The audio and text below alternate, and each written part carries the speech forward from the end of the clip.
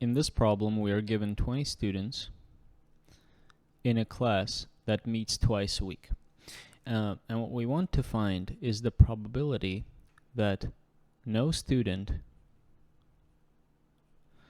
sits in the same seat they did in the first day of the class, sits in the same seat on the second day as they did on the first day.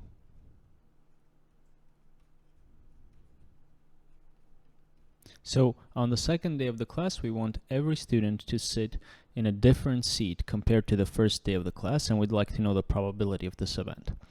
So let's make a definition. Let's define A sub I to be the event that the ith student sits in the same seat as they did on the first day. Then the probability, then the event, the union of these events, the union of A sub i's, is the event that at least one student sits in the same seat.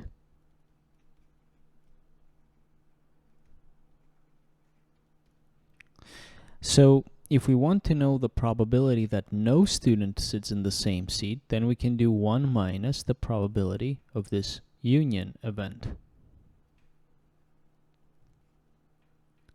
And we know how to compute the probability of this union event by using inclusion, exclusion. So by the inclusion exclusion formula, we have that the probability of this union is the sum of the probabilities of this events AI minus the probability of the pairwise intersections plus the sum of the probabilities of the triple intersections, and so on, plus -1 to the 24.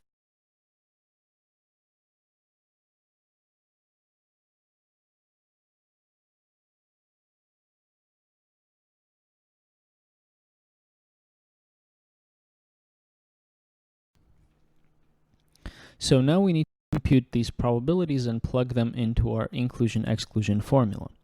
The probability of AI, in other words, the probability that a given student, the ith student, sits in the same seat on the second day as they did on the first day, is 1 out of 20, because they have 20 choices of seats and they need to pick exactly the seat they had chosen on the first day.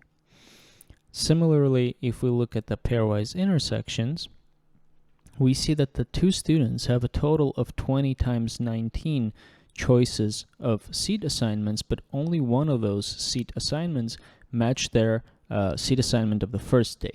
So there's only one choice that satisfies our criteria out of a total of 20 times 19 possible choices.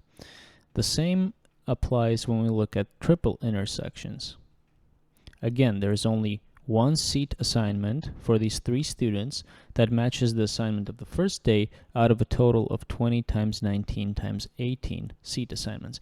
And this pattern continues all the way until we look at the intersection of all 20 of these events, meaning the probability that all 20 students sit in the same assignment of seats as the first day, so that's 1 out of 20 factorial. So now that we have these probabilities, we can plug them into our inclusion-exclusion formula, and we get the probability of the union of these events AI is, so this summation, the first summation, has 20 terms in it, so 20 times, then the probability of an event AI is 1 over 20 minus, how many pairwise intersections do we have? Well, how many ways are there to select 2 students out of 20? That's 20, choose 2. Times the probability of a pairwise intersection is 1 over 20 times 19.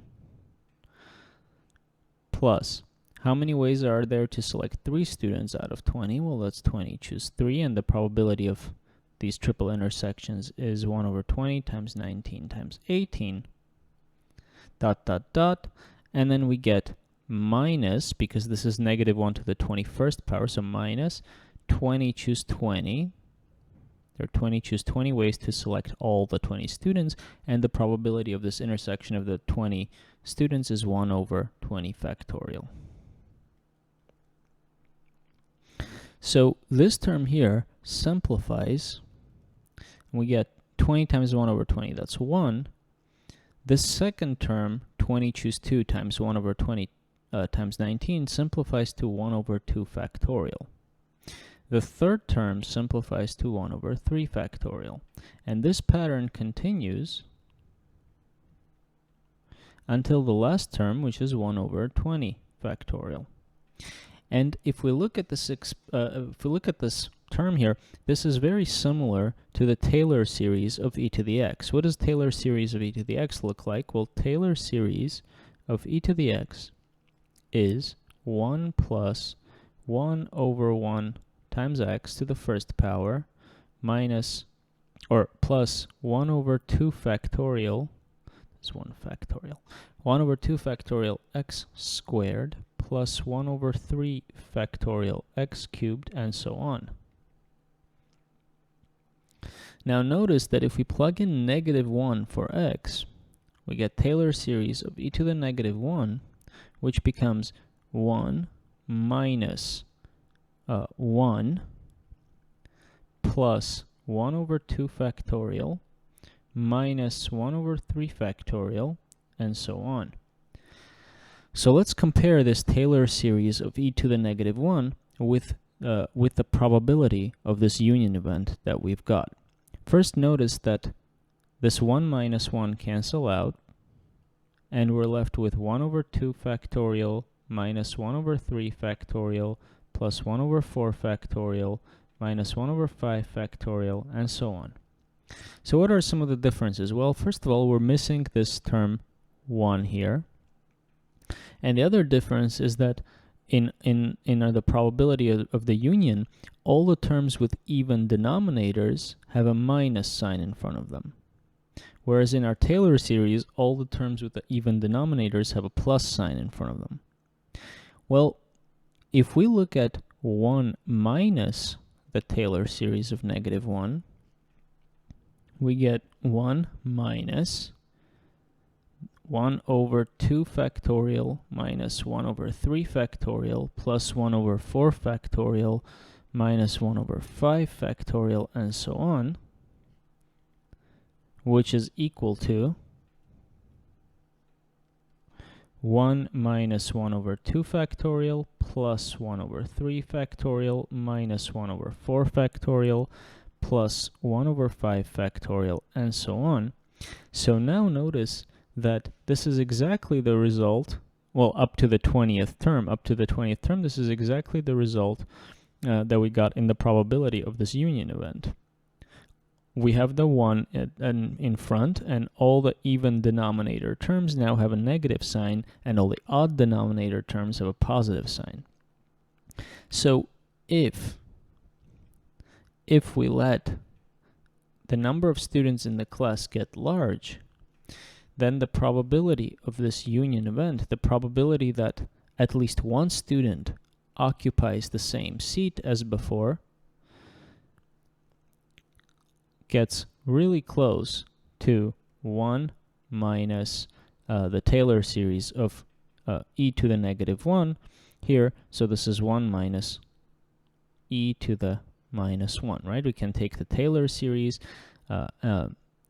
since this is the Taylor series of e minus 1, when we look at the Taylor series far enough, we know that this becomes equal to e minus 1, e to the power -1. And so the probability that we were interested in was 1 minus this probability of the union, which now becomes approximately equal. Why approximately? Because the number of students isn't infinite. The number of students is 20. So this should be n here.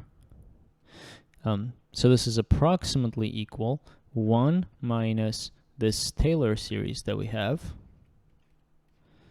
which now equals e to the negative first power. So to recap, we defined these events AI, where each event is the event that the ith student sits in the same seat on the second day as they did on the first day.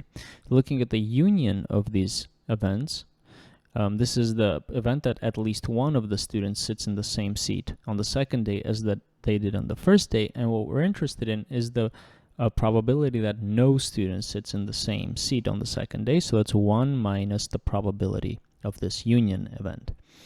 And so the problem reduced to computing this probability of the union event, and we did so using inclusion exclusion.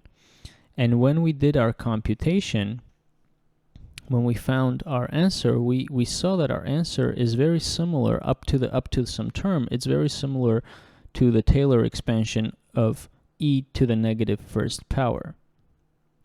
And so when we took the Taylor expansion of e to the negative first power and put a 1 minus in front of it, we got the same, up to the 20th term, we got the same answer as in the probability of this union event.